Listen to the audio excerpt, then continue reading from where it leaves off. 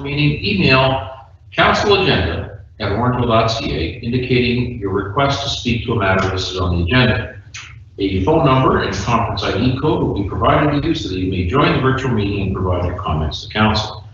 Members of the public wishing to raise a question during the public question period of the council meeting may, beginning at 8 p.m. on the evening of the council meeting, call 1-289-801-5774 and enter conference ID 865-433-656#. Let me repeat that because we've had a change in that number from the agenda. The conference ID number is 865-433-656#. Correspondence and emails submitted will be considered as public information and entered into the public record. If you require access to information in an alternate format, please contact the Clerk's Division by phone at 519-941-0440, extension 2256, or via email at clerksdepartment@orangeville.ca. We had a closed council meeting earlier tonight, and we are rising and reporting the following. We adopted the closed meeting minutes from the meeting of January the 18th, 2021, and we also recommended that councillors Post, Taylor, Andrews, and Sherwood as an alternate be involved in the selection committee for the Equity, Diversity, and Inclusion Committee, and that interviews be conducted by the council members with a staff representative, and that a report be brought back to council regarding the appointment of 7 new members of that new committee. I also want to read our land acknowledgement. We'd like to acknowledge the traditional territory of the Anishinaabe people, including the Ojibwe, Potawatomi, and Odawa Three Fires Confederacy. We, in reverse order, are going to sing our national anthem. So, Mr. Bonato, our national anthem. Oh, Canada, our home and native land, true patriot love in all of us command. With glowing hearts we see thee rise, the true north, strong and free. From far and wide, O Canada, we stand on guard for thee. God keep our land glorious and free. O Canada, we stand on guard for thee.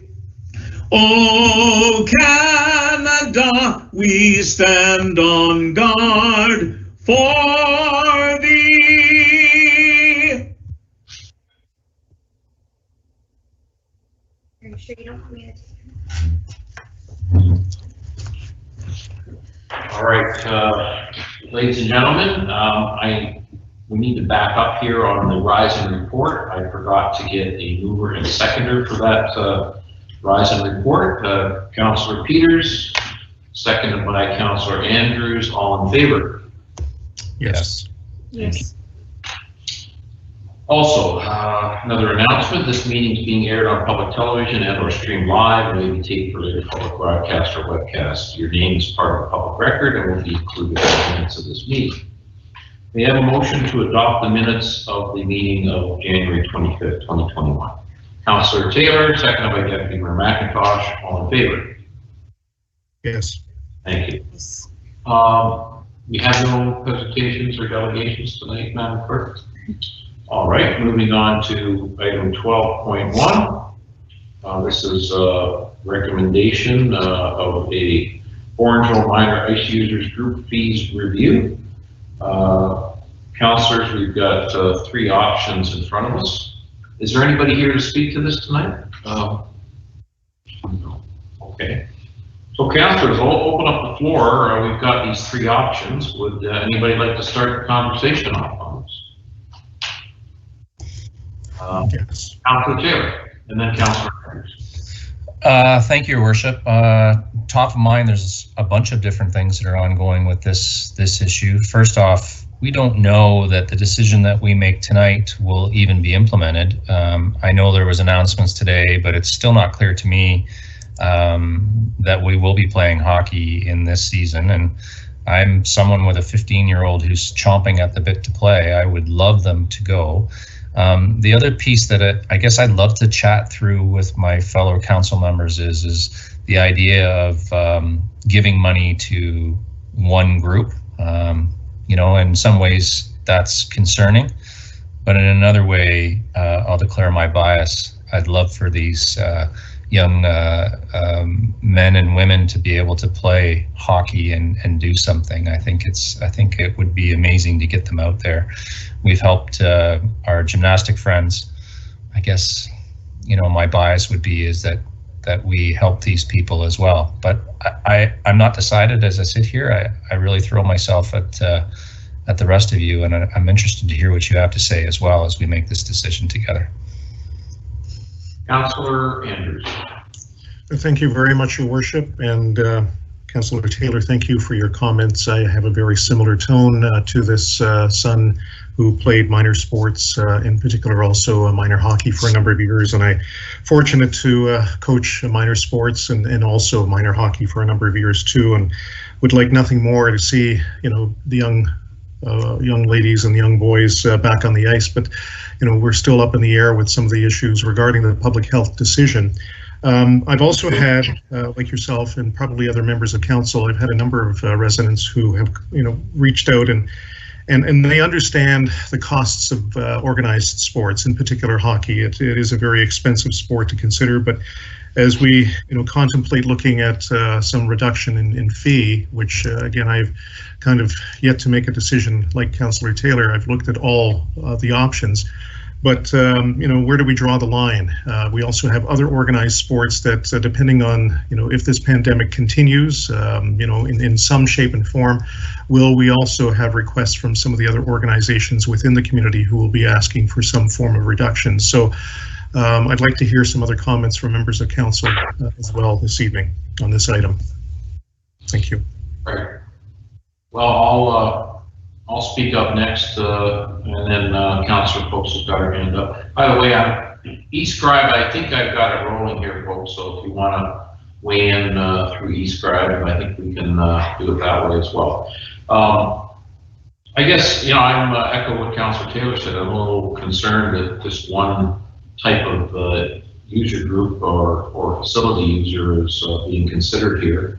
We've got all kinds of recreation facility users, and I see Mr. Osmond on the screen here. I'd like to ask him about what the thoughts are about keeping the ice in, and are we at the tipping point at some point in the next couple of weeks here of saying, you know, see you in September. I'm concerned about mass inoculation center requirements, about the cost of keeping the ice in when nobody's using it, and you know, it might be unfortunate, but maybe we have to call it, you know, at some point. I know east of here, going east, most of the municipalities east of us, ice is all through the GTA. So, Mr. Osmond, any update on what the province has in store for us, or what we might need to do to help Dufferin County and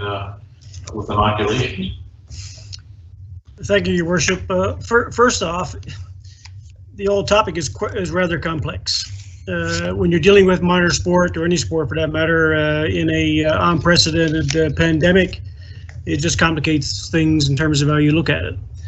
From a business perspective, I mean, I think the report gives you a good overview on what the revenues are like and what they're not like, where your losses are and where your operation is like typically. First off, when it comes to the closures, we will remain closed now based on today's announcement until at least the 16th of February. At that time, our best guess right now, and there's always updates that'll come out of our public health office over the next few days just to make sure we're in line with what the Premier is suggesting today in his news releases. And he's saying on the 16th, if things go as planned based on what they released today, we would go in red. What red means to minor hockey or any minor hockey organization, girls hockey and so on, is that they can do skill development. They can't play games. And that's critical, I think, for minor hockey, for anyone going forward.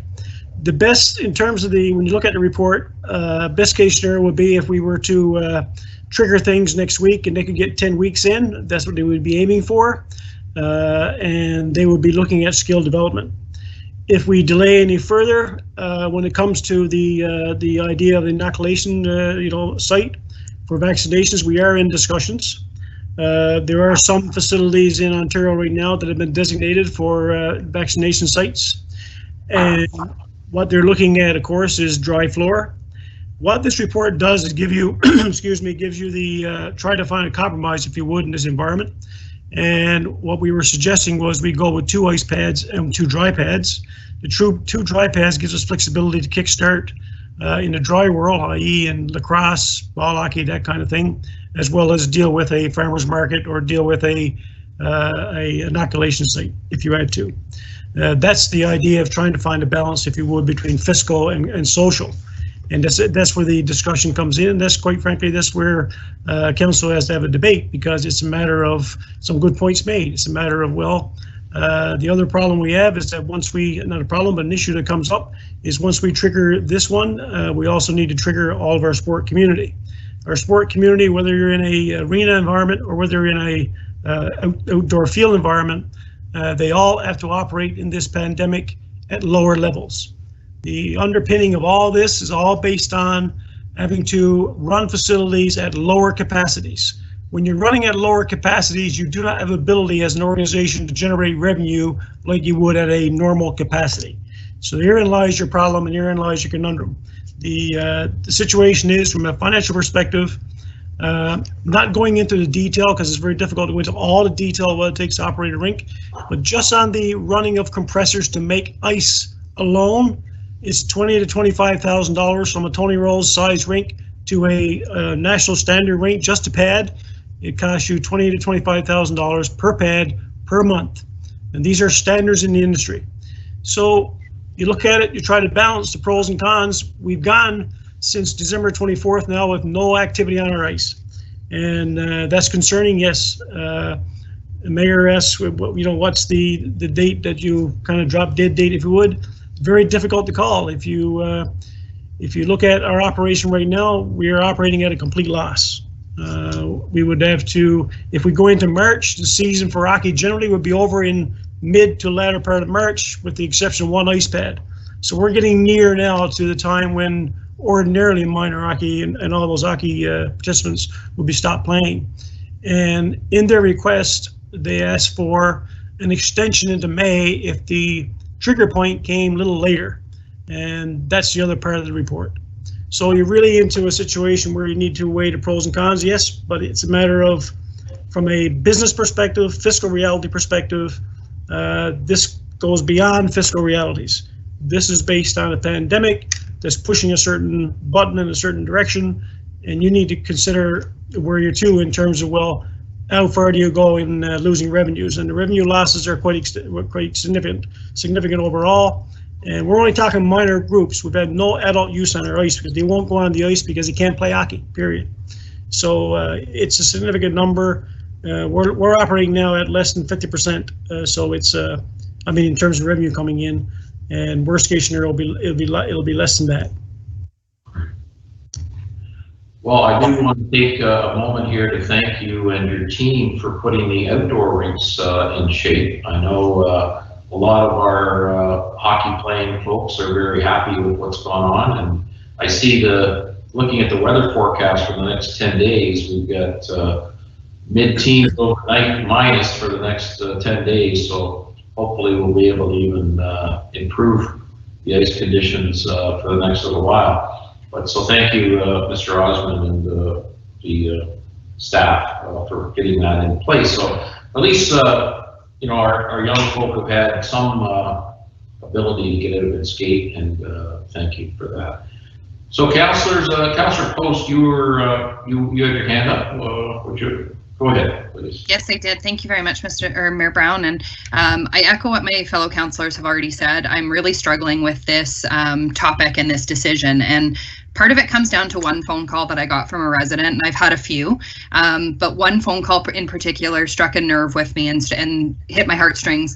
And that was the resident who called me because their family has never been able to afford to play hockey, and now their tax dollars are good enough to subsidize hockey. And that was a really difficult phone call for me to get from a resident, and it's hard for me to balance that one out. There was nothing I could say to that resident other than you're exactly right. It is an expensive sport, and looking at the fact that we're looking at investing between $100,000 and $150,000 into 3 ice-related organizations is difficult pill to swallow when there are families who haven't been able to ever afford to participate in those activities. So that's a really difficult point for me, and one that I just wanted to express to council. So I as well am not sure how I'm going to vote on this issue yet. I look forward to hearing from all of my fellow councillors, but I just wanted to let you know about the one phone call that I had, because that was a tough one for me. So thank you for the time. All right, Councillor Peters and then Councillor Taylor.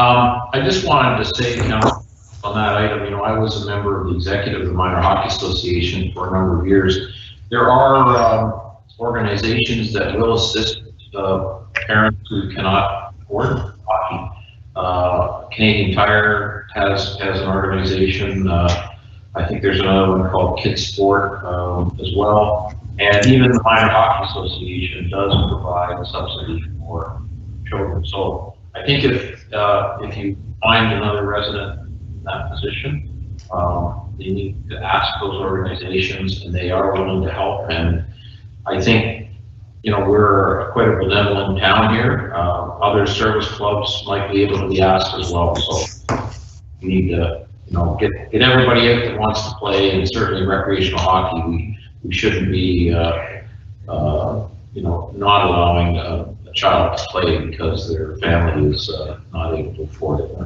hope we can step up. So let's go with Councillor Peters and then Councillor Taylor. Thanks, Mr. Mayor. I struggled as we all have here. You know, and I have spoken to a few people about sort of the equity of the decision, and the economics is one aspect, and obviously the kids and the social aspect and the physical activities and others. So I'm going to throw a bit of a curveball at this problem, perhaps. And, you know, I wonder, obviously, a lot of these organizations are struggling, and we don't want them to fail or cave in any way. But as has been mentioned, there are a variety of activities that have suffered, and, you know, these 3 stepped up and came to council, but that doesn't mean that there aren't others out there that are suffering in the same way. So I still think we have the ice time issue and cost to deal with, but I wonder if a parallel discussion, excuse me, is something similar to what we did earlier with the COVID Relief Fund in terms of local nonprofits and sporting organizations. You know, is minor hockey, to take an example, whether that's, you know, boys or girls or even Skate Canada, are they in a position where, you know, a certain amount is you know, going to keep them afloat for future years? You know, you look at baseball, which is actually out-registered hockey in the past couple of years, to my knowledge.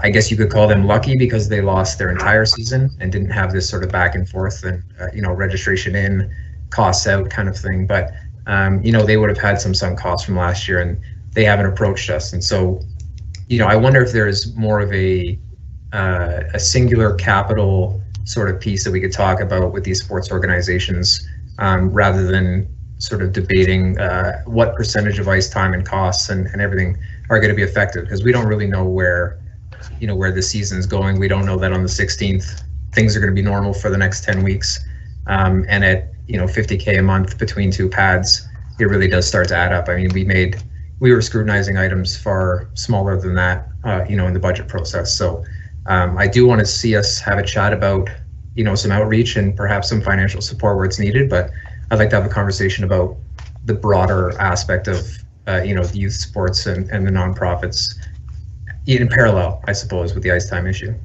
Yeah. Yeah, there's definitely an equity piece there for all organizations, isn't it? So, okay, we've got Councillor Taylor, Sherwood, and McIntosh. Taylor, Sherwood, and then McIntosh. Go ahead, Councillor Taylor. Yes, thank you, Your Worship. Through you to Mr. Osmond, if I may. You know, Mayor Brown had referenced that some of the other facilities, Mr. Osmond, had their ice out. I did chat with some other municipalities that are east of us, and they had said that basically they had approved this expense and gone forward. What is the general feel? Like, have you talked to other municipalities? What are people doing on balance? Like 66% have the ice in, or 74% have the ice out? What is the take? Through your worship to Councillor Taylor, it's a great question, and I asked the same question a little while ago. My staff attended meetings with the Parks and Recreation Ontario, and one of the committees were tasked to come up with those kinds of numbers. It's quite interesting. And, you know, the discussion is a very, very mixed bag, if you would, of things right across the board. In some cases, you would see a trend around 40%, where 40% kept ice on and 60 took it off. None were looking at decreasing their rates. It was strictly a matter of, is ice going to stay on or off? Then they were debating whether or not they would have ice outdoors. And would they maintain rinks outdoors? Some were having rinks outdoors. Some decided no rinks outdoors because they didn't want to deal with the enforcement of people on the rinks themselves and making sure people are distancing. So it's really, really a tough call, Councillor Taylor. We're finding that you're really unique unto yourselves. I think my take on it is, you know, some of the bigger municipalities, larger cities, have the benefit of being able to shut down a whole bunch of rinks and still have a lot of rinks still open, so they have a lot more to deal with. In a population like ours with a 4-pad, we're quite fortunate to have 4 pads in a population this size. So we have 4 pads. We managed to take one pad out, and we used it for dry uses. And then we kept the 3 pads going on. It was going quite well until we started getting into shutdowns and so on and so forth. And overall, my response to you, Councillor Taylor, would be it's really a tough one. It's a mixed bag for what's going on out there. And if I use a number, I think I'm probably safe in using a 40 to 45% have maintained the rinks, and the rest are kind of shut down, went a little longer, closed, shut down, and some just shut down for the entire season, didn't open at all. Okay, thank you. Councillor Sherwood and then Deputy Mayor McIntosh. Councillor Sherwood. Yes, Your Worship. I just wanted to make my comment known that this too is a real struggle for me. One of the things I do want to remind my fellow councillors is that we did not give gymnastics an actual break. We gave them a deferral. So we helped them with the rent, but we are going to be recuperating that at the end. So we actually didn't give them a break, which then opens up a can of worms. With them being such a high user, will they likely come back and ask for this same treatment? I agree they will. Same with people wanting swimming lessons, baseball, football, or soccer. It just never ends. And even though I'm very sympathetic to the ice users, I'm also trying to be very open-minded. And again, like I'm going back to the gymnastics agreement, they're going to come back and ask us to relook this. So unfortunately, I likely won't be supporting a reduction. Okay, Mayor McIntosh. Thank you. Thank you, Worship. Just off the get-go, my e-scribe's not working, so I'll probably be putting my hand up to speak. Okay. So if you could just slot me in appropriately, please. I will. Thank you. I agree with everything everybody's been saying, especially Councillor Peters. I think it needs to be something to be looked at. I don't necessarily think whatever decision, if we make a decision tonight, if we can even do that. The ice isn't open yet, so I think it's something we need to look at, and maybe we need to close one or both of the ice surfaces, or 3 of them. I think we need to look into this a bit further. Okay, anybody else wish to make a comment at this point? Councillor Taylor. Yes, thank you, Your Worship. When I think about the Minor Hockey Association and the financial difficulty that this is going to put them in, I would suggest that you know, they're in financial dire straits for sure. However, I do really like what Councillor Peters said, and as he was saying, and I started thinking, well, maybe there is another option out of this, you know, that could be equitable for all. And I think that, you know, Deputy Mayor just nailed it, and that is, I don't know that we can make this decision tonight, and I don't think that we're under pressure to make it. It feels like town staff, we'd almost have to defer back to them and come back with something that would be more fair and equitable, you know, across the different groups and an overarching plan. Mr. Brennan. Thank you, Your Worship, and a great discussion, members of council, because it is a hard decision. I think it would take some time for Mr. Osmond and team to come back with sort of a parallel plan, or to look at all user groups. The one caveat that makes it a little more complicated as well, of course, is that not all of our user groups are residents of Orangeville, which makes things a little complicated when we start talking rates and fees and you know, helping to support different user groups. But it would, I would propose that it would take some time for us to get back and try to do some type of parallel, because really what you're looking at is a rates and fee study, and how do we take an interim sort of rates and fees to help out different user groups. And it is truly complicated, because we don't even know what those user groups are going to be allowed to do in the coming weeks and months because of the COVID and public health restrictions. So it is a complicated one. But if council were to defer or just receive and give us direction, I guess we would start working on this. And Mr. Osmond, maybe you can inform council how long you think it would take to get such a report back. Mr. Osmond. Your Worship, I guess we kind of got into this a little earlier. I think there's a point of no longer sustainable. And you know, if we go into next week and we get a trigger of going red gives us access to ice based on 10 people at a time on a national standard ice surface. Your numbers are you know, going to be minimal in terms of how many you can spread it over a certain period of time. You can't play games.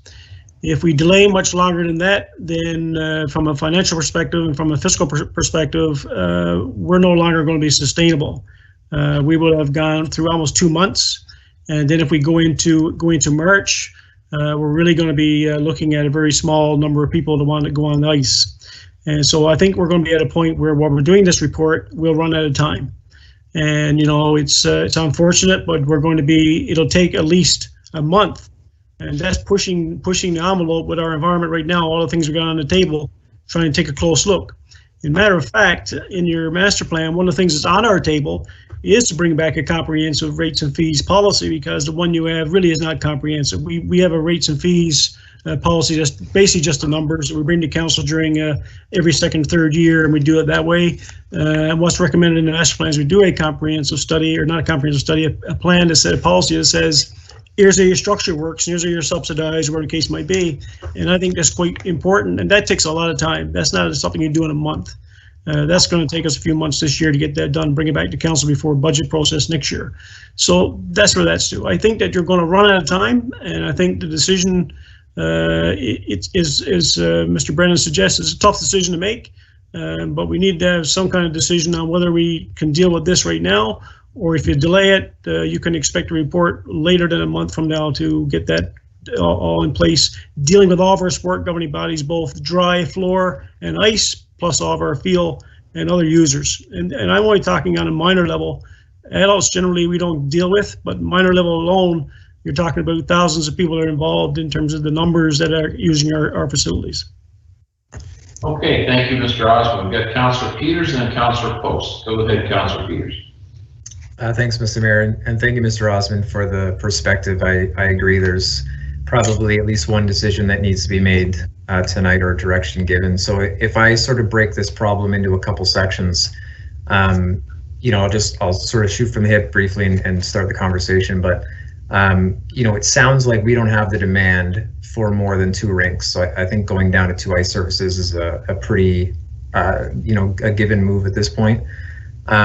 What I would hinge the next decision on is, you know, if we don't grant this rate reduction, are those ice groups, are they going to be ruined by that? You know, do they require this reduction to maintain their financial status? And you know, if that's the case, the move to maybe call it a season may be the one that needs to be made, and then we take some time to sort out what sort of you know, distribution program or you know, I don't want to call it a grant, but you know, some sort of relief exercise the town can go through and weight it based on number of users or user fees or any variety of actions. But you know, that way the decision timeline wouldn't be such that certain organizations are, you know, on pins and needles waiting to see if they're going to be financially viable or not.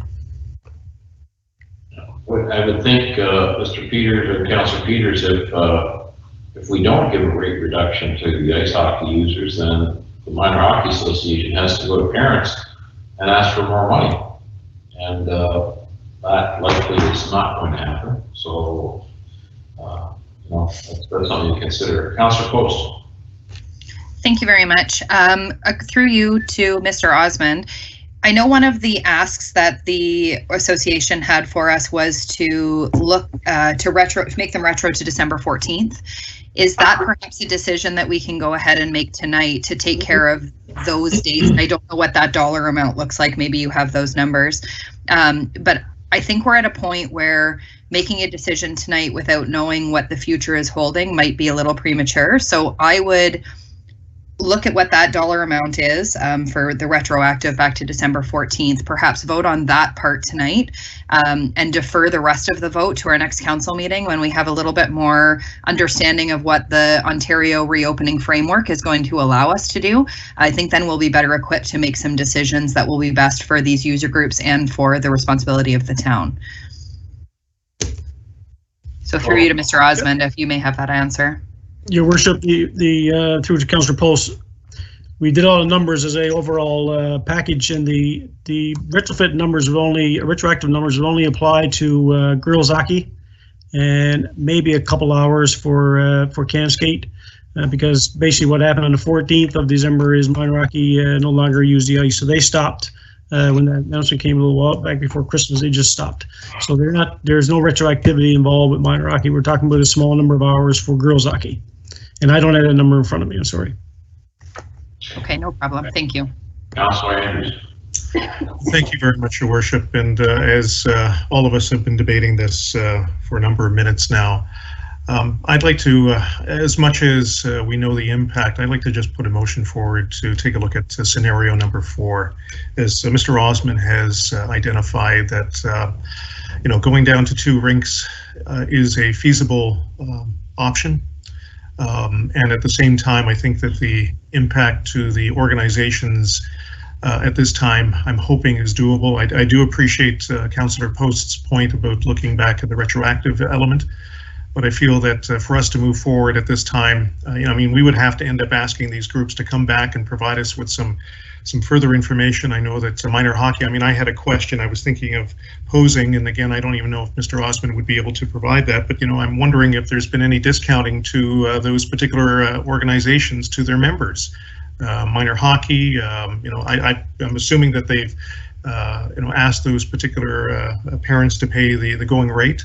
So I don't know if there's been any reduction, but I would end up putting a motion to take a look at the scenario number 4 at this time. Great. So, Councillor Andrews, I have to just go back. I haven't been in the Minor Hockey Association as an executive for over 10 years, but, you know, the association doesn't carry money. It's, you know, yes.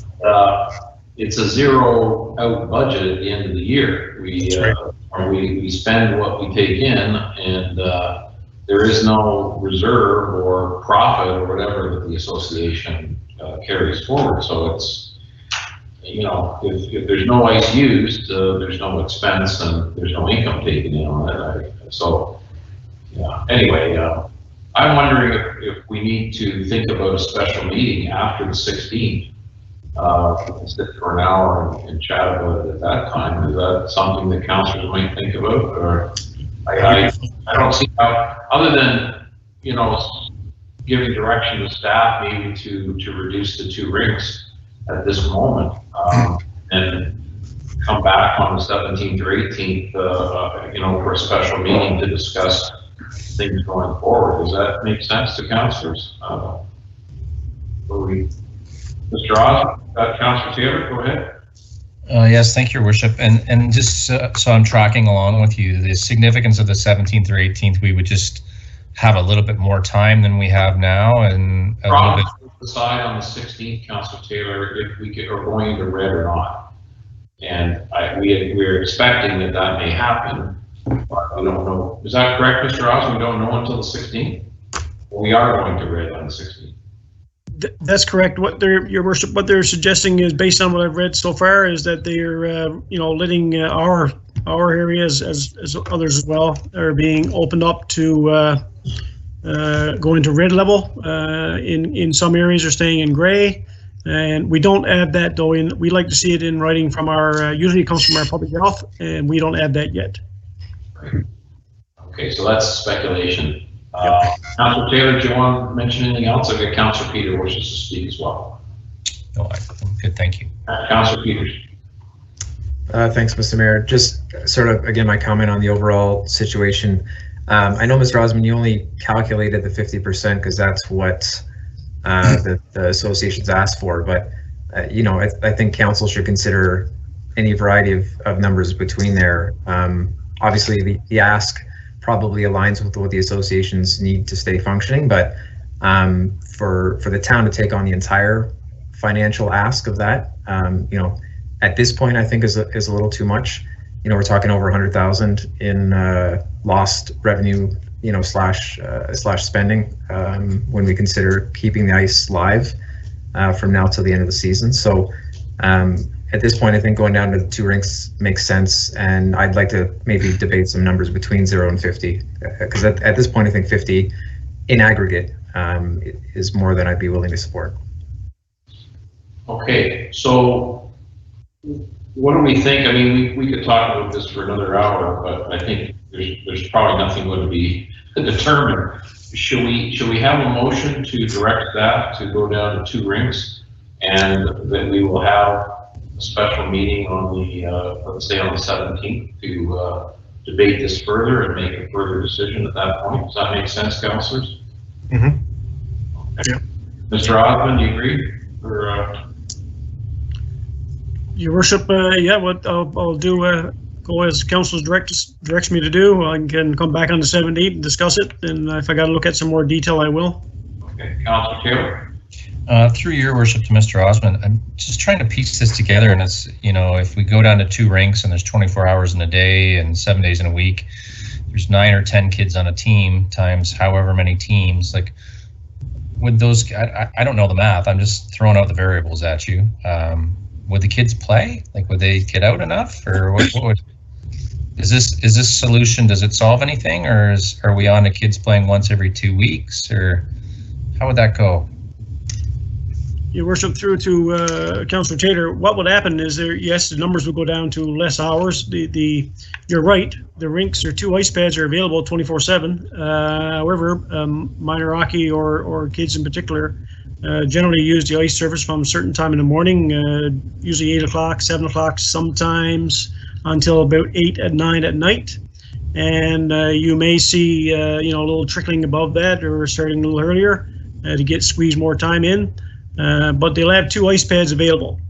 If we were into March month right now, they would be going into 1 ice pad going into the first week in May. So it depends on how you look at it. What happens is, from there was a comment made about what they charge their players. Their rates, to my knowledge, didn't change, and they pay a certain fee to be on the ice so many times. And the big issue with minor hockey is that in order for them to satisfy the need of the hockey player and give them enough time on the ice, that's why they wanted as much time as possible. They would go back and reorganize their time frame over the next number of weeks, depending on how far they would go. Right now, they are going to say in March, and then they'll determine whether or not they'll go for attempt a 10-week period. And we don't know that, because we don't know what they're going to say based on discussion tonight. Mr. Osmond, you also mentioned that the only type of exercise they can take on the ice is skill development. There's no games, is that right? That's correct, Your Worship. That's based on red level, and in order to play any kind of hockey at all, they had to go to orange, and I would not think that we would go from a lockdown straight into a level like orange. No, and of course, there is no rec hockey going on right now, period. So this will be strictly recreational hockey or parents that want to rent some ice and take their kids or friends out for a skate. Councillor Sherwood and then Councillor Andrews. Go ahead, Councillor Sherwood. Yes, Your Worship. So the ask amongst the three organizations for the remainder of this season is for 1,435 hours. And if we go down to the 2-pad, we're going to be offering them 1,005 hours total.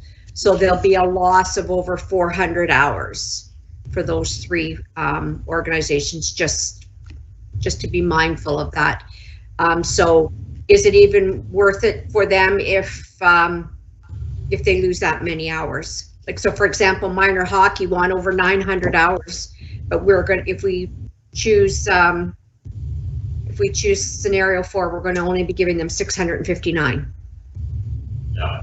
Oh, just doing the math, keeping the ice in cost somewhere in the order of $200,000 with no revenue against it from November 14th to today. So I guess what I'm suggesting is we would need to ask them is, like, they've asked for 1,400 hours, and we're gonna, if we choose this tonight, are they going to even bother operating with 1,005? That's what I'm saying. We're kind of making a decision without asking them, will you still even be bothered to operate? Okay.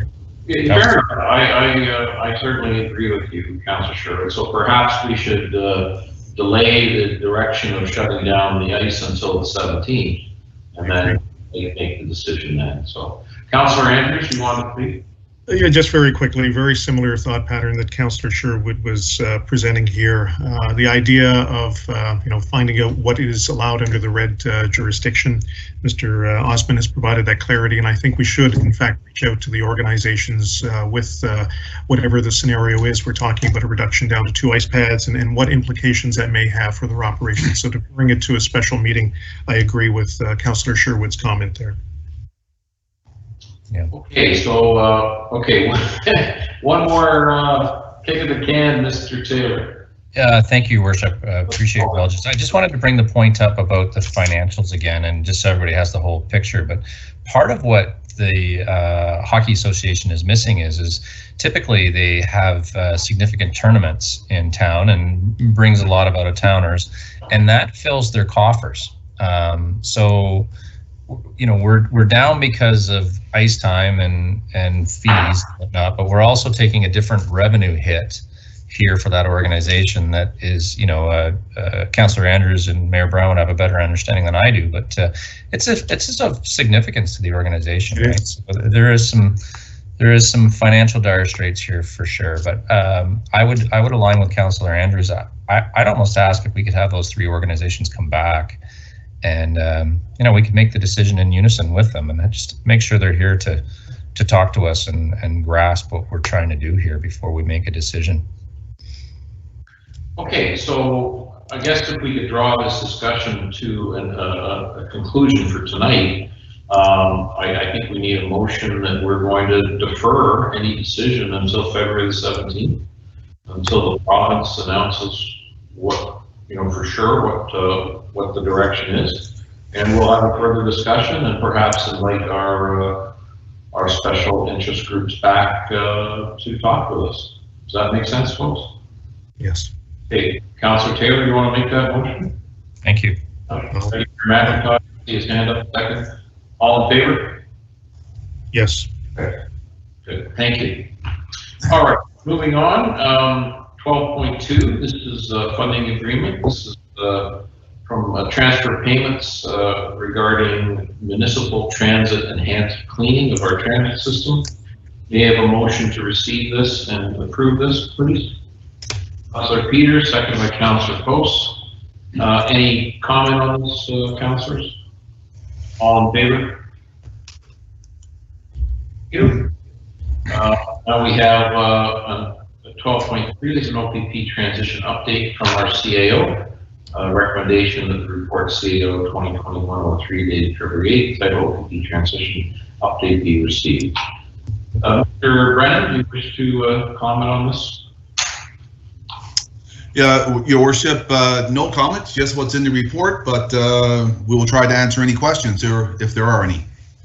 Okay, well, let's have a motion to receive, and then we have comments from councillors. Motion to receive, please. Councillor Sherwood, seconded by Deputy Mayor McIntosh. Okay, councillors, any comments on this report? Councillor Andrews has his hand up. Go ahead, please. I do. Thank you very much, Your Worship. Mr. Brennan, thank you also for the information that you've provided in this report. It's provided some clarity to some extent. I know that I did pose some questions to you. I also appreciate your responses, and for the sake of transparency to the members of council, I did have a couple of questions, and if you don't mind, Your Worship, I just wanted to share. And again, Mr. Brennan may be able to just echo exactly what the questions were, but I had posed a question regarding any unexpected expenses that did arise during the transition that the transition team were not aware of, and did additional costs be incurred while we had our OPS staff under training for the month-long period in Aurelia, while there were other OPP constables and staff supporting the needs of our community during that period in October. So, Mr. Brennan, I know that you'd be very kind to maybe share your response, but again, I thank you for your reply to my questions.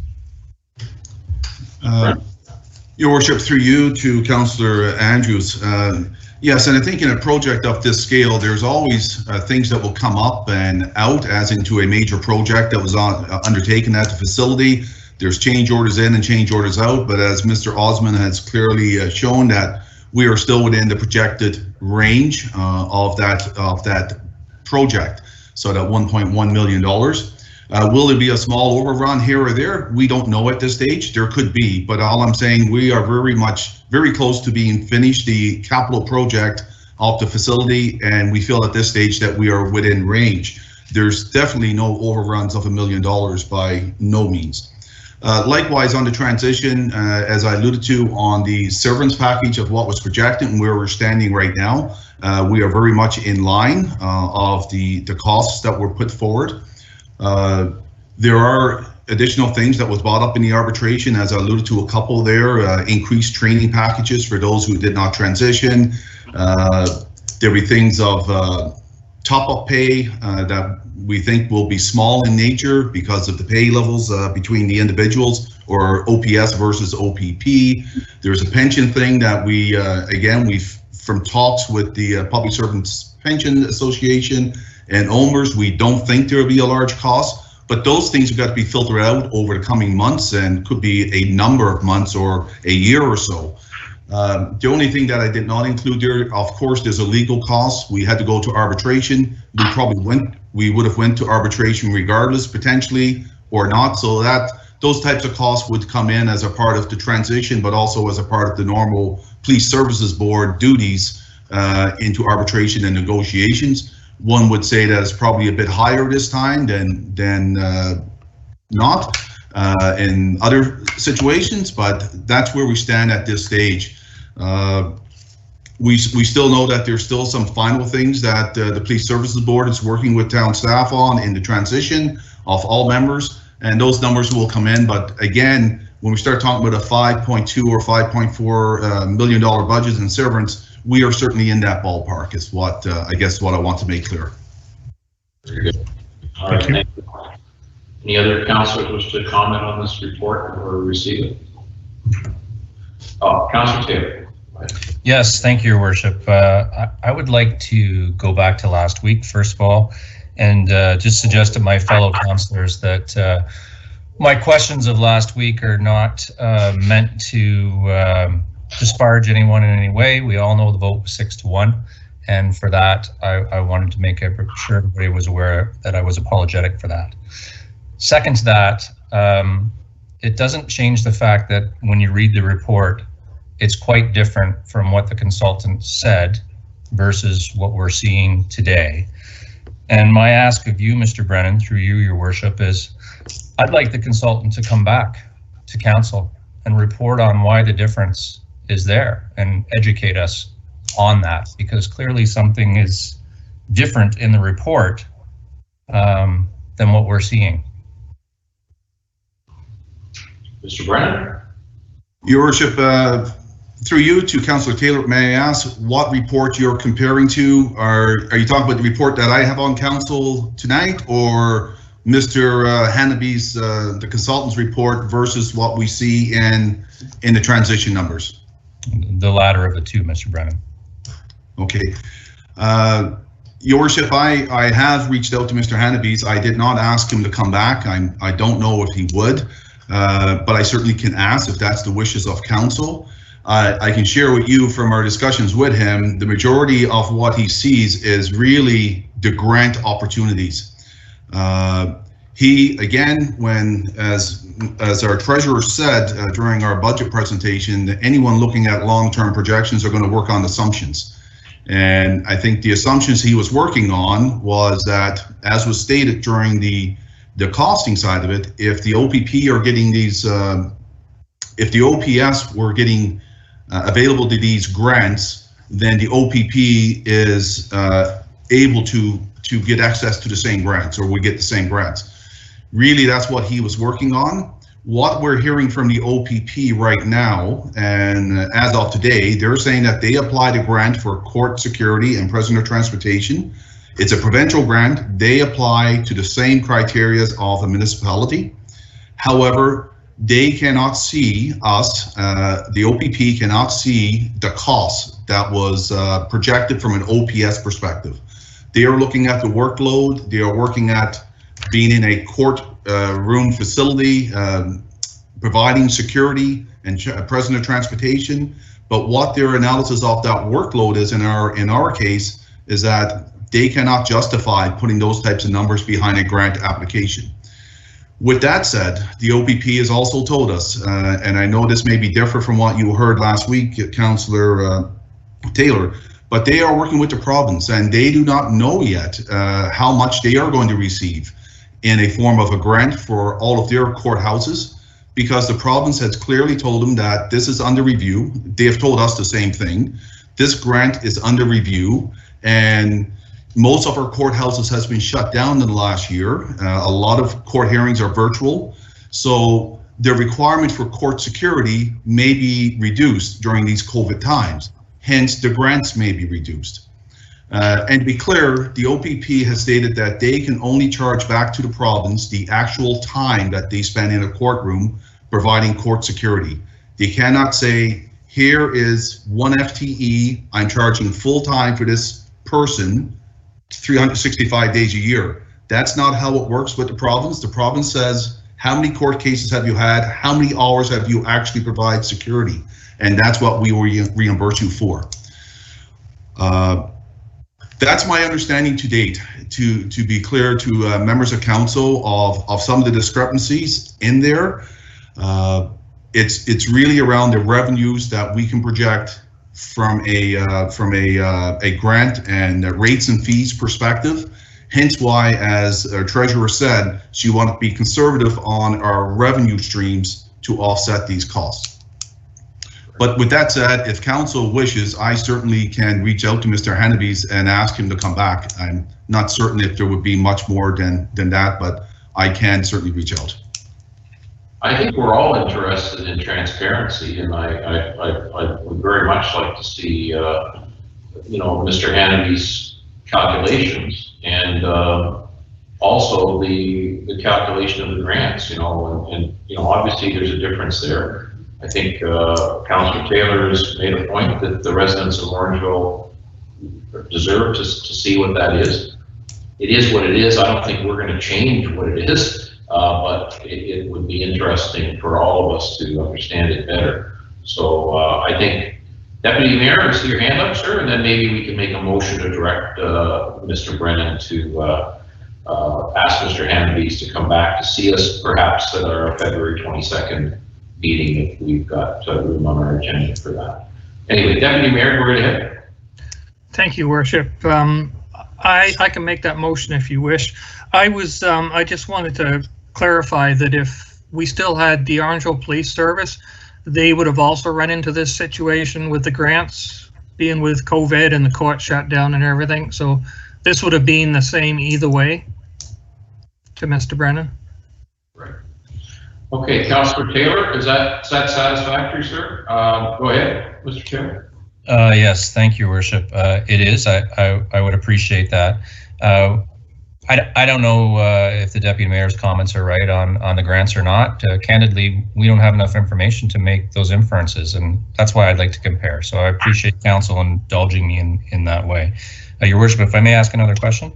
Sure. Go ahead. Through you to Mr. Brennan, the way we have this document done up, it does not allow us to understand what the impact, or at least in my limited capacity with math, to understand the impact of what the debt servicing is. As an example, we have $5 million on the line of credit, but I don't see where the interest from the line of credit gets applied to this.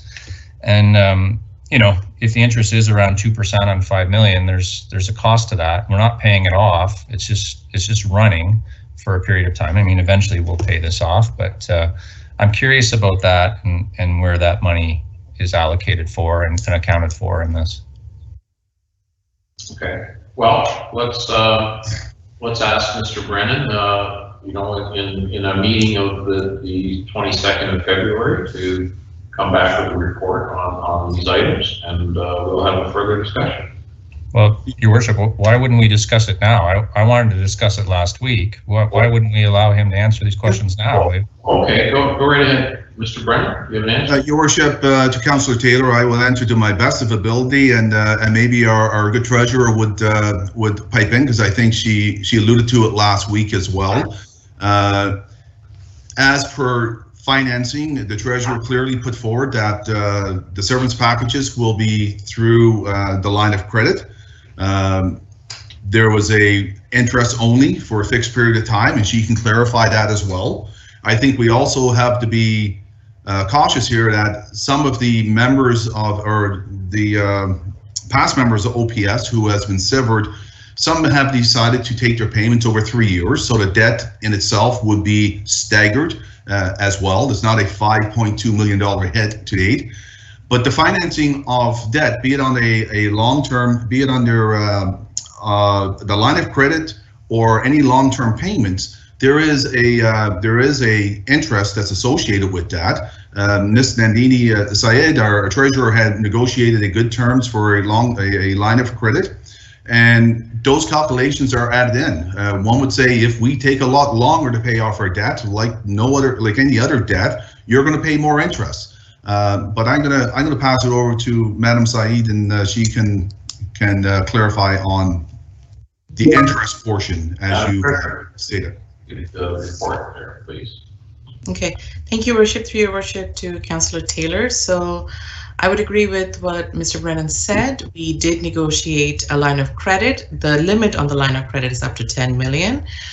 To date, we only took 5 million out because the payment for severance is staggered over 3 years. As you're aware, a lot of former OPS members have chosen to go for staggered option.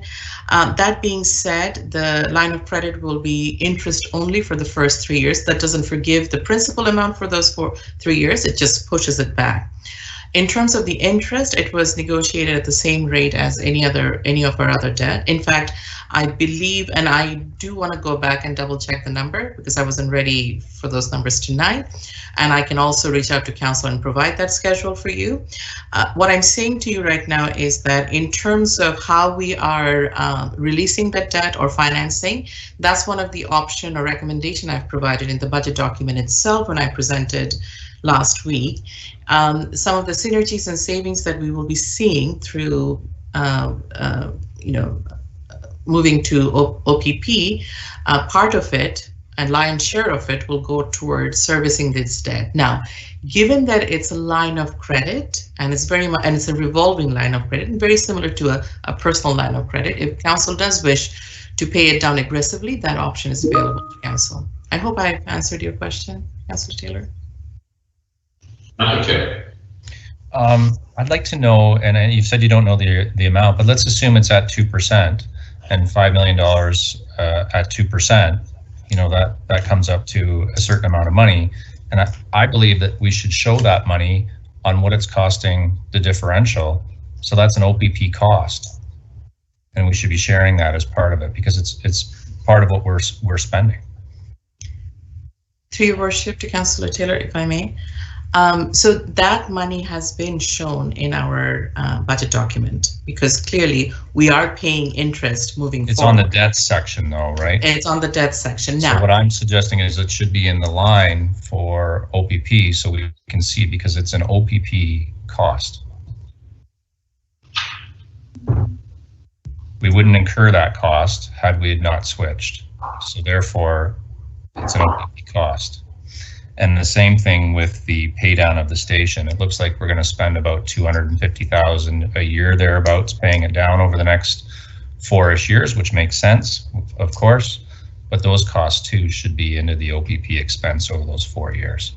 So to me, it's understated by those two amounts, the interest and the pay down of the capital expense of the station renovations. Mr. Brennan. Worship, to Councillor Taylor, I understand your point. I think you want to identify every cost that we can put together to say, this is what it costs to transition to OPP. It gets a little complicated, I guess, because if you roll it all up in the debt, but I guess it gets complicated on the other side because once you start recognizing what we think in 2024 as bigger savings, and we invest that money, I guess there's also a possibility that we get good returns on that money as well. And then we start to, I think it could get very complicated, but it's something that I guess we'll talk to the treasurer to see if we can project on some of these costs, what it may be. Yeah, through your worship, Mr. Brennan, I don't mean to be difficult, but I would suggest that it's understated based on those two items. I'll certainly defer to my other councillors and I appreciate you allowing me to ask the question, and I'd appreciate you looking into that. Councillor Sherwood. Yes, Your Worship. I'm thinking it might be just a little premature to have the consultant back, and my train of thought is we're only in the 4.5 months of this operation. We haven't reached our full complement yet. The treasurer is the financial person. She is the person we are relying on with the degree and the knowledge of the financials. She has been very forthcoming on making the budgeted amount for 2021 significantly at the greatest of what it could cost. When I do the math based within this report, we're not at our full complement and won't be until halfway through the year. So by the treasurer putting in $8.6 million as being the expenditures, we're actually going to probably pay about $7.566 million. There's almost going to be $1 million less that we're going to pay based on what's in front of us as the report, based on what we're paying monthly and whatever. So I realize, you know, the grants is something totally different, and you're wanting the consultant to come back and discuss grants.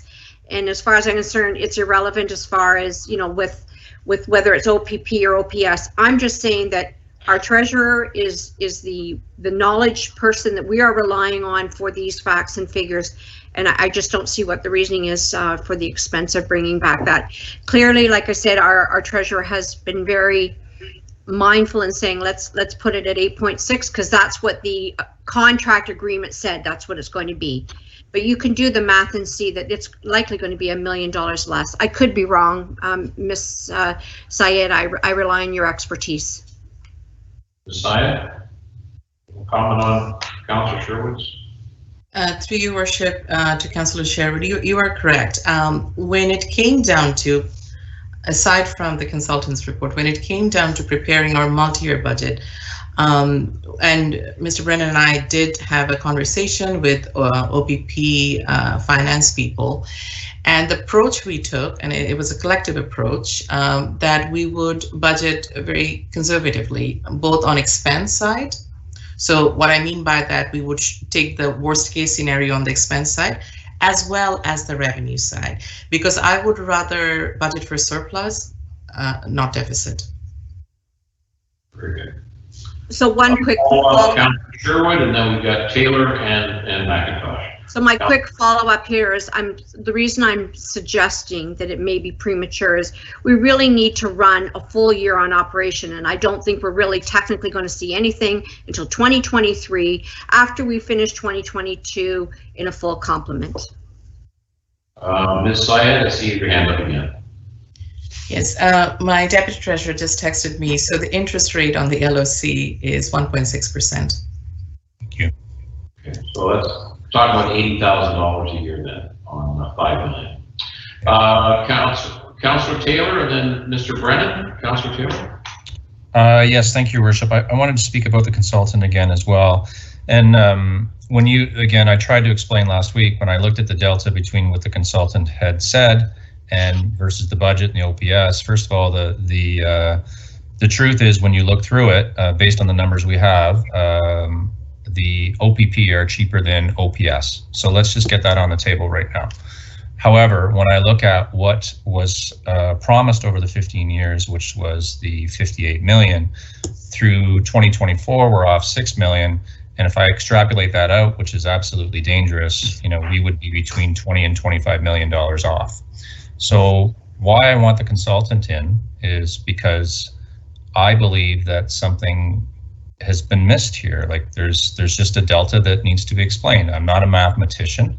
I just pulled off the numbers and saw the delta. So respectfully, I think I like what the mayor had said, and that is that he wants transparency, and so do I. I mean, I'm not going to sit there and grandstand in a meeting.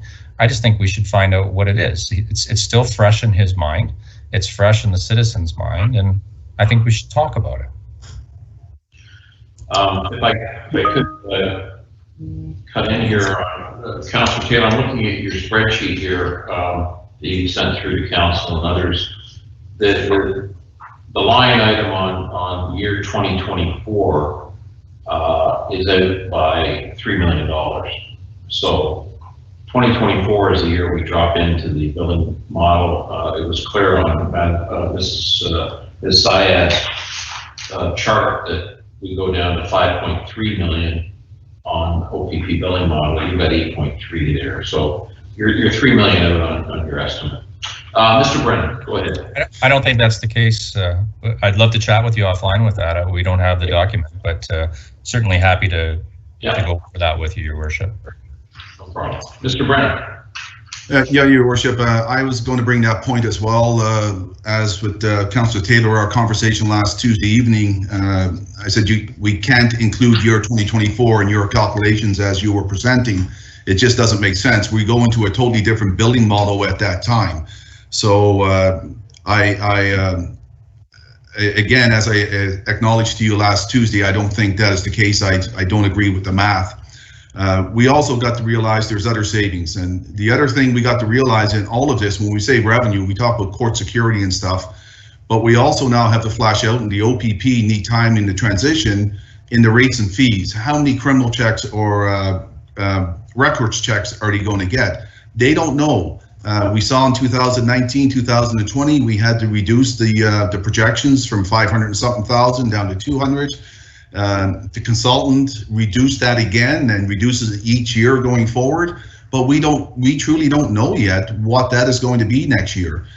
We also know that the province has canceled some of the grants. The 1,000 officer grant is gone.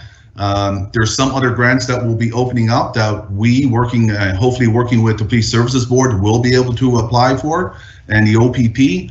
But there are, it is transition year, and I think we're going to need some time to see exactly where this fleshes out in the whole transition, in the revenue. I think we're going to be very close on the expense side.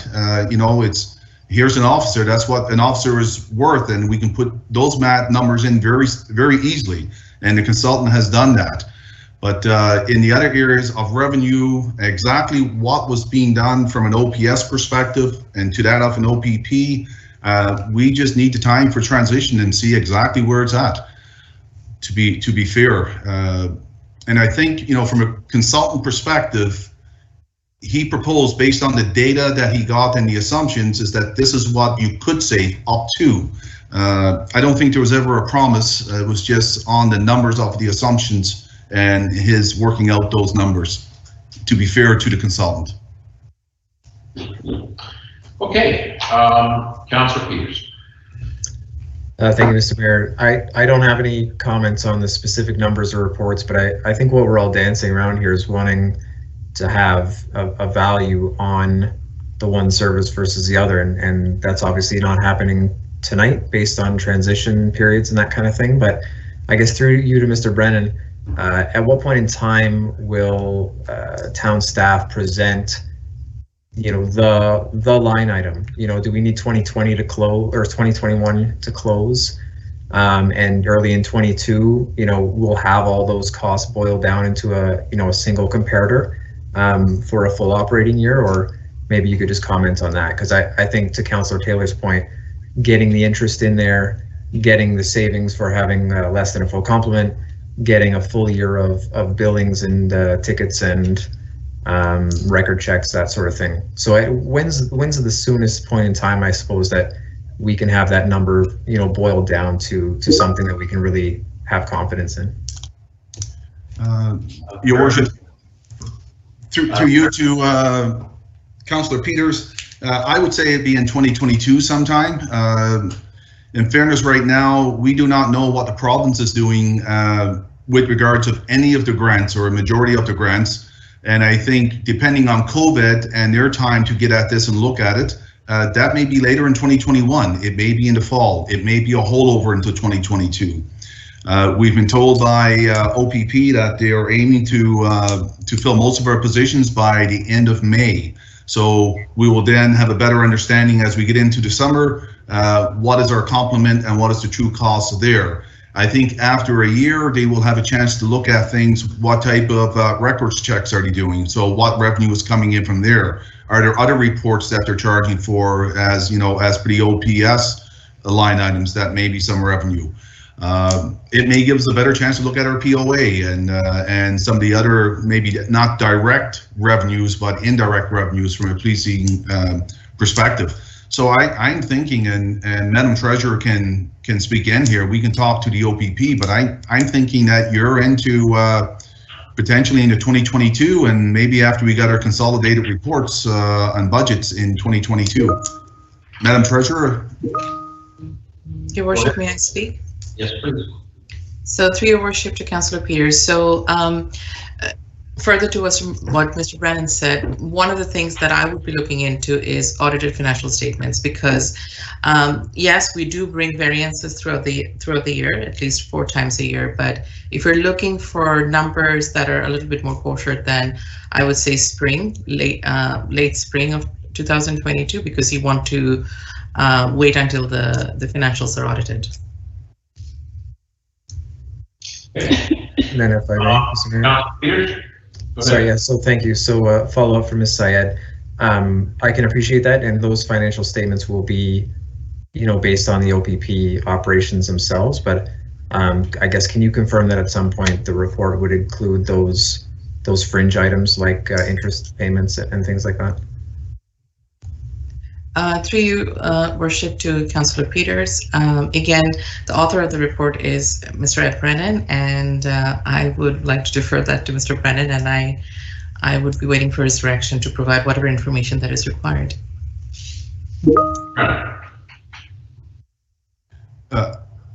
So, Your Worship, if I may, we'll certainly make those. I will sit with our finance team and our Madam Treasurer to see how we can work this out to make it a fair, equitable report. If we can calculate interest, I think we would have to take, again, some assumptions. How long do we want to draw out the payments over? Likewise, if we're investing and there's interest coming in the other way, what does that look like?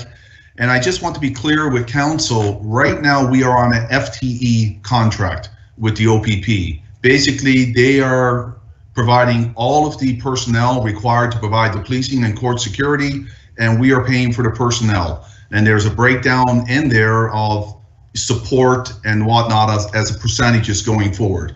So we will do a calculation probably in 2022, but in fairness, in 2024 and 2025, there's going to be different calculations. because we're going to be under a different billing model totally. And in fairness to all, it's when we get into the new billing model is when we projected the biggest savings by far.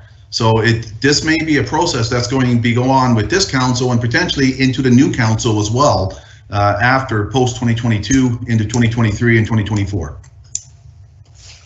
Okay, Madam Treasurer, and then Deputy Mayor McIntosh. Just through your worship to council and more specifically to Councillor Peters, just a concluding thought on interest payments. So interest can be calculated very easily. The bank does provide us with a schedule. In terms of the repayment, now, like I said, it's a revolving line of credit, so council can pay this down as aggressively as they want. But when you take any loan, long-term debt, you have to amortize that. So right now we have a 20-year schedule. So if I'm providing any numbers to you, it will be based on that. But that said, if council wishes to pay this down as in the next 5 years, that would be a different number. So when I'm providing these numbers to you, you have to consider those points as well. Thank you, Worship. Good. Deputy Mayor McIntosh. Thank you, Worship. Just listening to everything, I think it may be a bit premature to bring the consultant back, so I will withdraw my motion on that. Okay. Thank you. Thank you. All right. So, Councillor Taylor, what would you like to see maybe for February 22nd that we can ask Madam Treasurer and Mr. Brennan to put together? I'd like to, just want to make sure I'm not on mute. I'd like to see a comparison of what the consultant said versus what the treasurer has said and why the delta exists. And I'd like to see it as much detail as we possibly can versus, like, right now we're just seeing a top line number. I'd like to see the details for between now and if we can't do to 2024, that's fine. Let's do to 2023. And I'd still like to see the consultant come. I think it's strange that we're off, and if we want to be transparent, I think that he should come and explain to us why that delta is there as well. Right. Can I make a suggestion, Councillor Taylor, that we ask Madam Treasurer to come back with a report for the 22nd, and if that doesn't satisfy council at that time, that we talk about engaging Mr. Amadis again. Mr. Brennan, go ahead. Your Worship, I don't think we can get a report together for the 22nd at this point. We're going to be into you're going to be into March sometime. I'm sorry, but we're trying to prioritize workloads and council reports, and so if you can bear with us into I'm thinking the earliest March. Madam Treasurer, Ms. McKinney. Ms. McKinney. Through the mayor, I apologize. I had surgery this morning, so I'm struggling a little bit. But I think that it's not a reasonable. I'll defer to the treasurer to finish, but I don't know that it's reasonable to ask her to do a comparison between what POMAX presented, what was their set of numbers, and what she has presented as a prudent approach to the financial management of the town based on what she's received directly from the OPP. Certainly, it seems like there does seem to be some alignment in the council on letting this run its course a little bit. Alternatively, the consultant explaining his own work, I think is distinct, but I don't think it's fair to ask the treasurer to do that. Just my perspective. Fair enough. Okay. Well, if we could go ahead, Councillor Taylor. If Deputy Mayor McIntosh won't do it, in the interest of transparency, I would request that the consultant come back and report to council at a fairly swift period of time within the next 6 weeks. Okay. All right. So that's a motion, I guess, is it? Yes, please. Okay. Do we have a seconder for that? Okay. All right. Any further comment on that, Councillor Peters? Thank you, Mr. Mayor. Through you to Councillor Taylor, I think we should be a little more specific about what we're asking. I support the idea of a follow-up. I would like to know more about certain things, but obviously in the interest of them preparing their presentation to us and us having a fruitful discussion, I think we should narrow down what we're asking. It doesn't have to necessarily be in the motion, but I'd like to figure out how we're going to get that detail into the request so we all know what we're expecting. Mm-hmm. Yeah. Councillor Taylor? Thank you, Councillor Peters. I appreciate your comments. They're spot on. What I could use your help with is what I would like to know is why 12 months later we've got a delta between the two that I would call, of material. And again, for everybody who's watching, those numbers say that OPS would be more expensive than OPP. So let's get that off the table. What we're talking about is that the estimate that was given by the consultant is higher by a material amount, lower by a material amount than what we've seen by the treasurer here 12 months later. And I'd like to somehow get at that and have an understanding of that. Right. Okay. All right. So we have, what's the ask then of the consultant then, Councillor Taylor? I would like the consultant to come back and see if he can shed some light on why that would be. Did he miss something in his calculations? What did he provide? Does he have a perspective on why we would be in the situation we are 12 months later? And for councillors, I'll be well behaved. I mean, I'm not here to fry anyone or embarrass anyone. I just, I think we owe it to ourselves and to the citizens to understand it. And again, for everybody that wants political expediency here, and OPS, according to these numbers, is more expensive. So fine, but the delta is significant as well. Right. I think we have uncovered something like $400,000 of the delta in the difference between the grants that were proposed under OPS and the consultant and what Madam Treasurer's put down, which is $800,000. So that's certainly significant. But okay, I mean, I'm willing to roll with this. I think Councillor Taylor, by the end of March would be the ask here. All right, Councillor, do we have a motion on the floor? I'm sorry, Madam I just Clerk. need to know who your seconder was, Mr. Mayor. I didn't. The seconder was Councillor Post. Again, I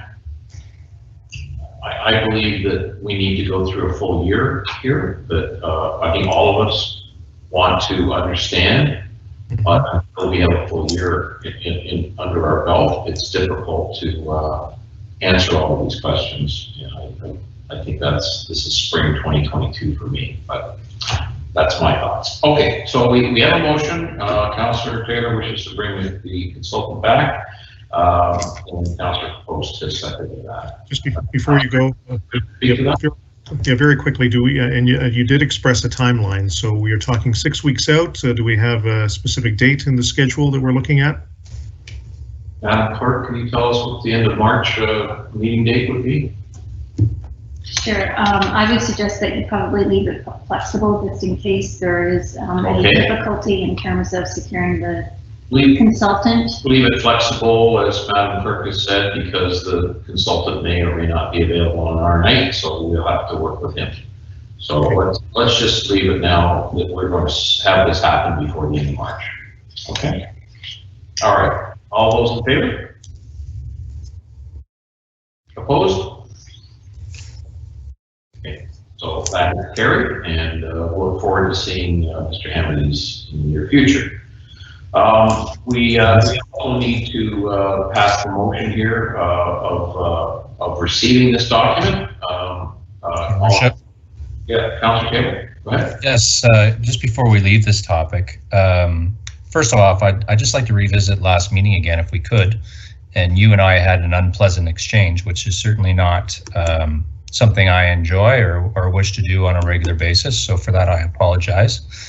But on a second note, I'd like to understand your reasoning why we didn't discuss such a big budget item during the budget. And I ask so respectfully, I'm not trying to put you on the spot. I believe we should have discussed these numbers last week. And I'm just curious what your thoughts are. You know, we had a council meeting underway to discuss our budget. The numbers that you're presenting right now had no bearing on the budget. None. Zero. It wasn't going to affect this budget at all. So that's why I thought it was inappropriate. And I think, you know, you sent council this message 10 minutes before the meeting. There was no preparation for anybody to deal with it. And I think it was inappropriate at the time for you to bring it up. We had a fulsome discussion tonight. I think that was the reasonable time. And as I said last meeting, Councillor Taylor, your comments and your spreadsheet was not going to affect the budget discussion at all. And the numbers were what they were. And that's the reason that I felt necessary to shut down the discussion and bring it forward to tonight. Yeah, I appreciate your comments, Your Worship. If I may, just so everybody knows, the days are busy, as we all know, and I did not get a chance to speak to Mr. Brennan until late in the day, and that's part of the reason why that came late. The other piece that I think is important is the delta, and if we could have gotten that delta back down to what the consultant had said, you know, this budget could have been quite different, and that's why I felt it was important to have the discussion last week. Well, again, respectfully, I disagree. I don't think there would have been any change in the budget. The numbers that Madam Treasurer has presented are what the OPP has costed, and that's what she's working on, not on Mr. Henry's numbers, which were always an estimate. Yeah, I'm not sure you and I are going to. I'm not sure you and I are going to come to agreement. So probably not.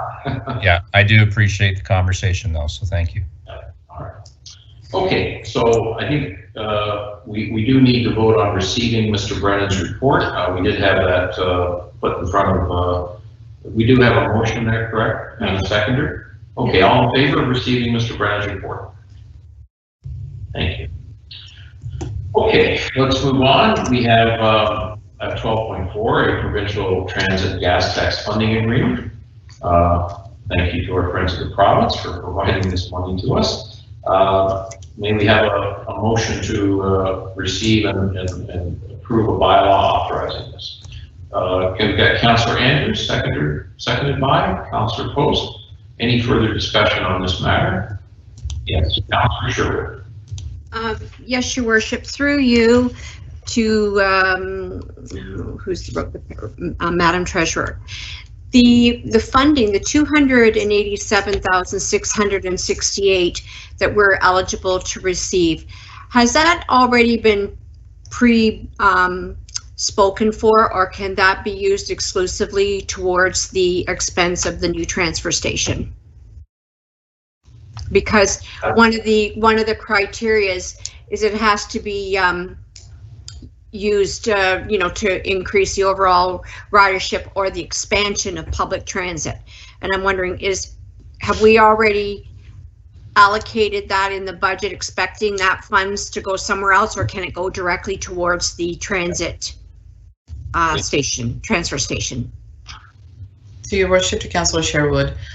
So given that gas tax is a predictive fund, that has already been spoken for. So when I do budget, I already factor in any grants that are predictive in nature.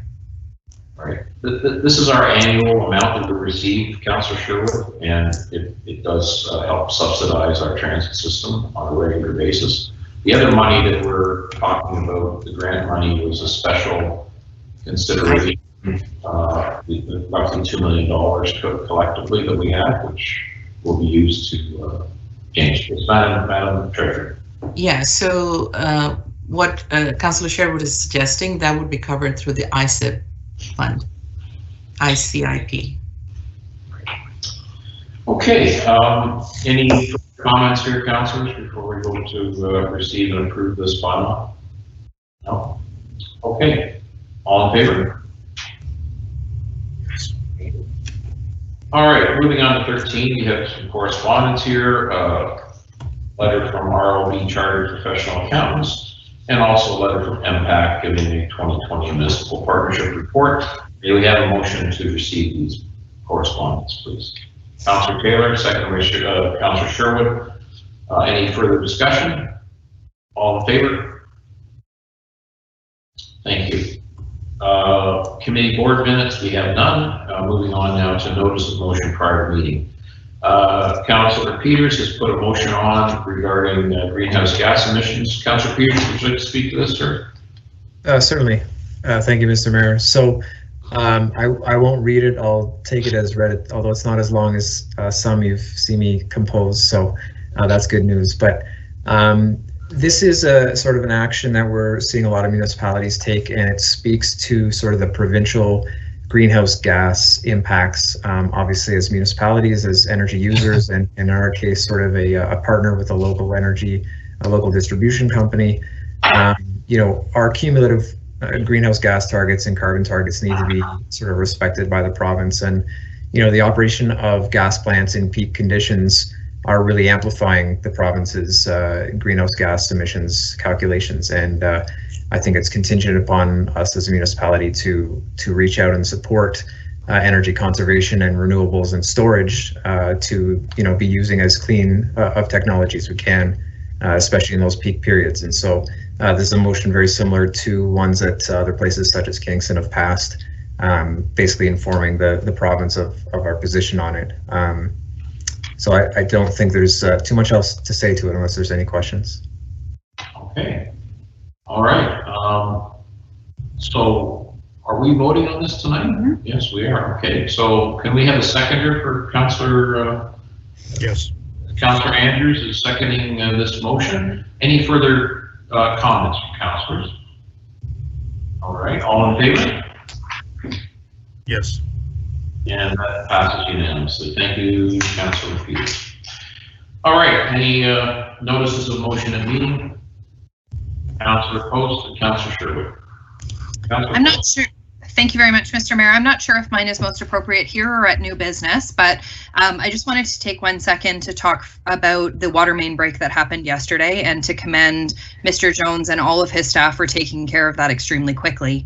Now, the reason I'm bringing it up at notice of motion is that one of the bits of feedback that I received from the residents in the Rolling Hills neighborhood is that when they went to report it through the after hours mechanism, they found that it was difficult to understand that process because when they went to leave a message, there was no indication that anybody would be responding to them, or that the indication by leaving a message that they felt is that it would be dealt with eventually on Monday, or there was no real indication to them that there was a process in place to take care of the emergency situation of it.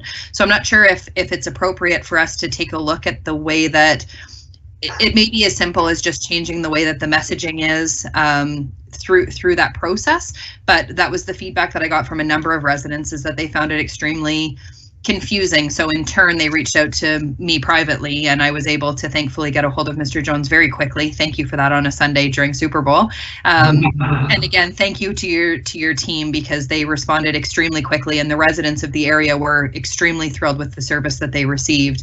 It's just from a customer service perspective, they didn't feel as though their emergency was acknowledged in the way that it perhaps could have been. So I'll leave it to Mr. Jones, as maybe he's got a comment on that, and I'm not sure if it's appropriate for us to move forward a motion that we can perhaps change the way that we answer our residents on off-peak or on off hours. Thank you, Your Worship, and thank you, Councillor Post, for your kind words. We will look at how people reach our after-hours number. That is something, of course, that has changed. The OPS used to provide us with after-hours dispatch, and now we do it in a slightly different way. Based on this feedback, perhaps we need to tweak it somewhat.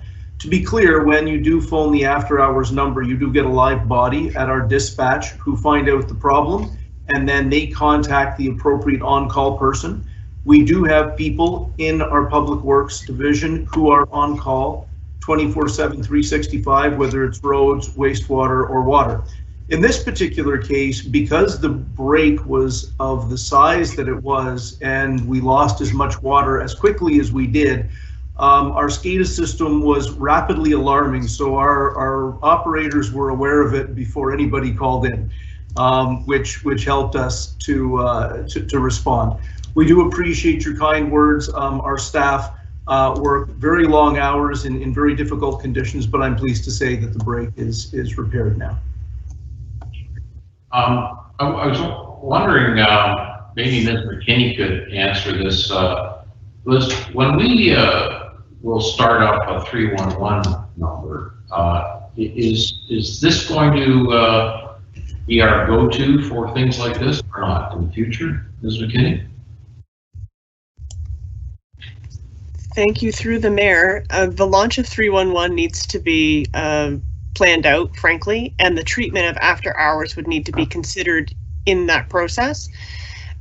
Certainly that's not something that we can allow to drop, but naturally if we had a fully functional 311 model, you could dial 311, and if you need after hours assistance, press blank, and that would take you to the live body that Mr. Jones just referred to. Okay, very good, thank you. Yes, Councillor Post, follow-up. Yeah, just a quick follow-up. Thank you for that, Mr. Jones and Ms. McKinney. The feedback that I received from residents was that they didn't get a live person, that it was directing them straight to a voicemail, and that voicemail was very unclear that it was an emergency line. They followed the process that's on the website, and I actually sent it to a few of them saying this is the number you call, and nobody answered the phone. It was that it went to a voicemail, and that's where their concern was. There was their understanding from leaving the voicemail was that it would be dealt with on Monday or eventually whenever somebody was there, and not that it was triggering an emergency response. So I think that's where the disconnect maybe was, is that there was no live person actually answering that call. So, and it may have been that they were out already because they were triggered to do so as a result of the break, but there was nobody there answering the call, is what I was hearing from multiple residents. Okay, thank you. Sorry, Ms. McKinney. Through the mayor, thank you, Councillor Post. To that point, we can certainly look into the call tree flow to make sure that there is not a breakdown and have that fixed. Thank you. Councillor Sherwood, you had your hand up. Are we ready to move forward, or are we still discussing that? No, I think, are you satisfied, Councillor Post, that Mr. Jones and Ms. McKinney are going to be looking into this? I am absolutely satisfied, as long as they don't need a motion to that effect. If there is one, I can make it, but if you can do it without, then we're good. So thank you for the response. Okay. So your worship. Steve, I think we're, Mr. Jones, you're good. We'll report back to Councillor Post and the council. Thank you. All right. So a new item, your worship. Okay.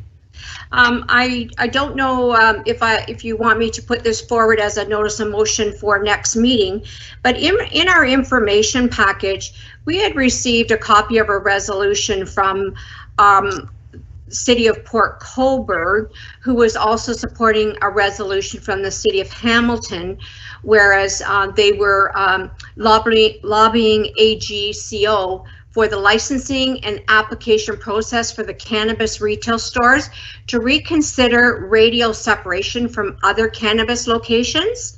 And I was hoping that our members of council would also consider putting forward a resolution as well, so that way we don't have a cluster of cannabis locations door after door after door, and that we ask the government to look at some type of process to say that they fall within a certain area, or otherwise our downtown could be just all cannabis retail. So if that's a motion I could put forward now for next meeting, or we could I think go on it tonight under the direction of the clerk. I think we're all interested in that particular issue, Councillor Sherwood.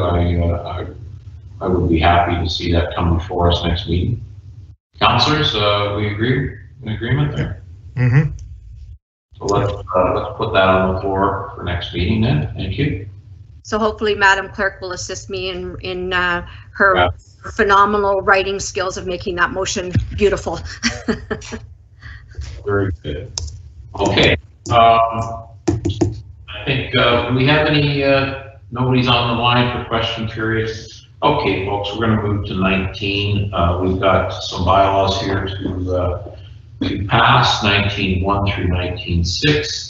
A bylaw to license and regulate pet shops, a bylaw to license and regulate taxi cabs and limousines, a bylaw to amend the traffic bylaw to establish reduced fees, a bylaw to authorize entering into an execution of a transfer payment agreement for municipal transit enhanced cleaning, a bylaw to authorize a letter of agreement with the Ministry of Transportation for dedicated gas tax, and of course a bylaw to confirm the proceedings of tonight's meeting. Councillor Sherwood, I see you had your hand up. I was just going to go point of order, sir, and Yes. did we not miss new Business. business? Mhm. We did. Okay, I apologize. You're right. I'm sorry. I got caught up with Councillor Post and your comments and missed new business. My apologies. So let's back up, folks. I do have a new business, but I'll let my fellow Councillor Andrews go ahead. My apologies, sir. Yes, Councillor Andrews, new business. Go ahead, sir. Well, thank you. I hope I don't take Councillor Sherwood's thoughts on the Light Up for Your Love.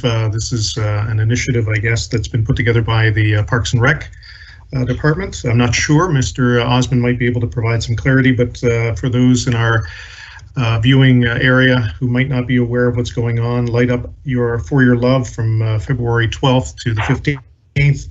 Is during Valentine's Day and Family Day weekend, and suggesting that residents of our community turn on their holiday lights if they still happen to have them on and may have unplugged them, and or add some new lights, showing your spirit to celebrate this time of the year, and of course our friends and our neighbors in our community. Very good. Thank you, Councillor Andrews, for reminding us about that. Anybody else wish to speak? Councillor Sherwood, go right ahead.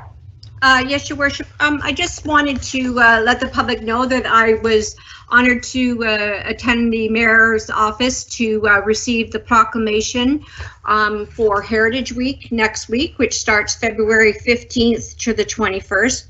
It's nationwide, and basically it's providing an opportunity for the people of Canada to celebrate our collective history, heritage, and diverse traditions.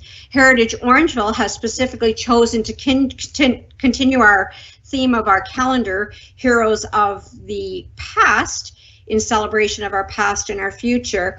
Fortunately, we're not able to put out a display this year for the community to look at, but we do encourage you to look forward to the newspaper that will be coming out later on the week, where we have put a great collage of some phenomenal information of some of our heroes in the past, and I think everyone should really enjoy reading that. Otherwise, you may check our website, orangeville.ca, and that correspondence will also be shared with the public on our social media. Very good. And Councillor Sherwood, are there more calendars remaining for Heritage calendars? Yes, we are down to our last few. That'll also be noted in the publication that's coming out, that if anyone wants one of these special calendars, it's orangeville.ca. I think I've mentioned it almost every council meeting, so I'm quite proud of what our committee has done. We've also put some in the Snap Dufferins display at some of the local grocery stores. They were kind enough to share their box with us. Very good. Thank you, Councillor Sherwood. Any other new business, councillors? Okay, again, moving on to 19. So we've got 19.1 through 19.6. May I have a motion to pass these bylaws, please? Councillor Andrews, second by Councillor Peters. Any further discussion before we vote on this? All in favor? Yes. And can we have a motion to adjourn, please? Councillor Deputy Mayor McIntosh, Councillor Post, all in favor? Yes. Good night, folks. Thanks very much. Good night. All right, everyone. Good night, all. Good night, everyone.